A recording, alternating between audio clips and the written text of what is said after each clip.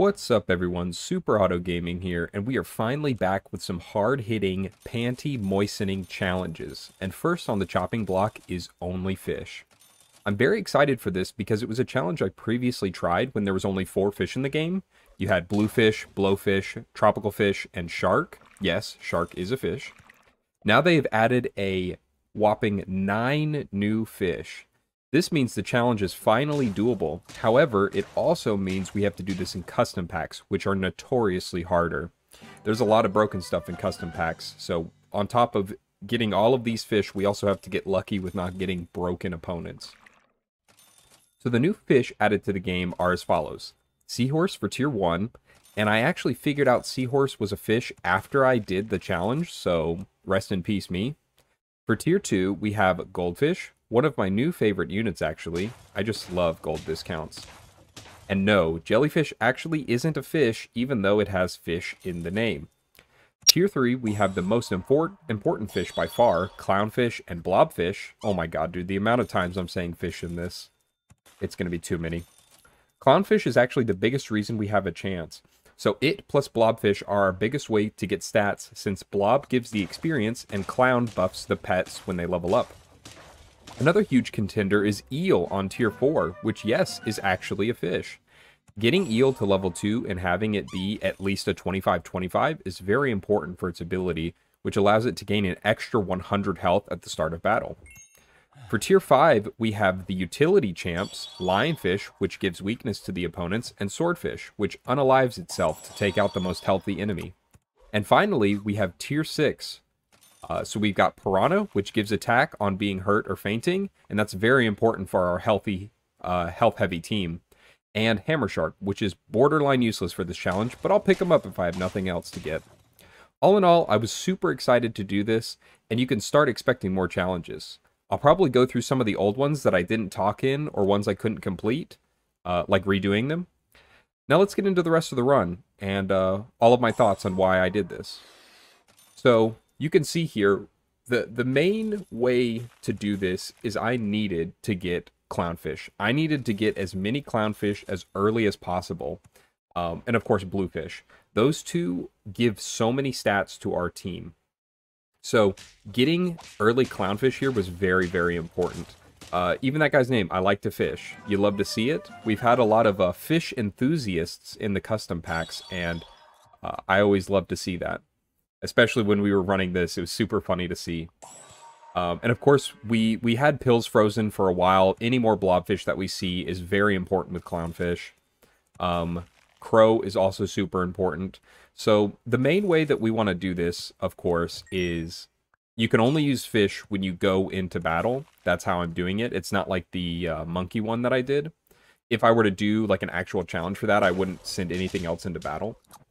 So this one I knew was going to be difficult, but if I had already gotten to 9 wins before on the standard pack with only 3 fish, which was bluefish, tropical fish, and blowfish, I knew that this was possible, because the introduction to clownfish and eel, 2 units that could actually carry, and then in the late game, you could get a lionfish to actually get rid of someone's equipment. I definitely knew that we had a chance.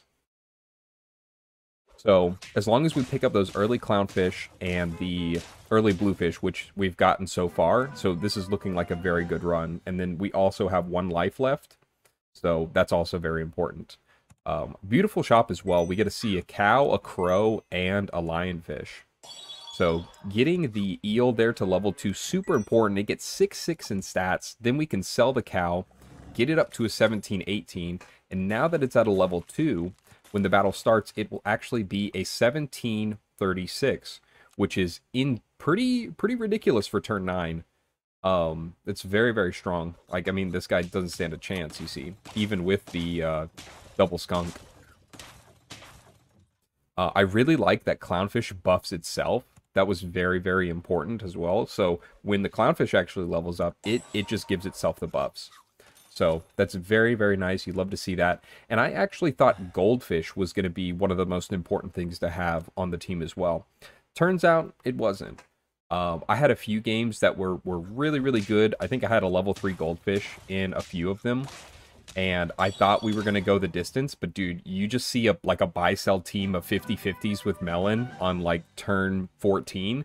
Yeah, you don't stand a chance after that.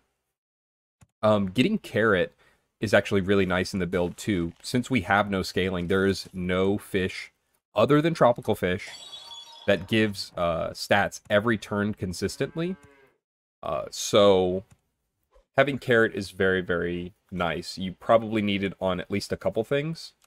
The only reason that the bluefish got garlic was I'm pretty sure it was just I had 3 gold and garlic was there, so I bought it. And eel is actually about to reach maximum capacity. So right now it starts off at a 2348. It only needs 1 more health, and then we don't have to buff it at all anymore. So I also thought tropical fish was going to be desperately needed because of, you know, just needing as many stats as possible. However, clownfish at level 2 and 3, just, I mean, it popped off. It did so much for us. For a second, I actually didn't think that swordfish was a fish, but I double-checked a couple of times, and it definitely is. And I also thought that eel wasn't a fish, so I'm really, really glad that eel is a fish, because this would have been a lot more difficult, I think.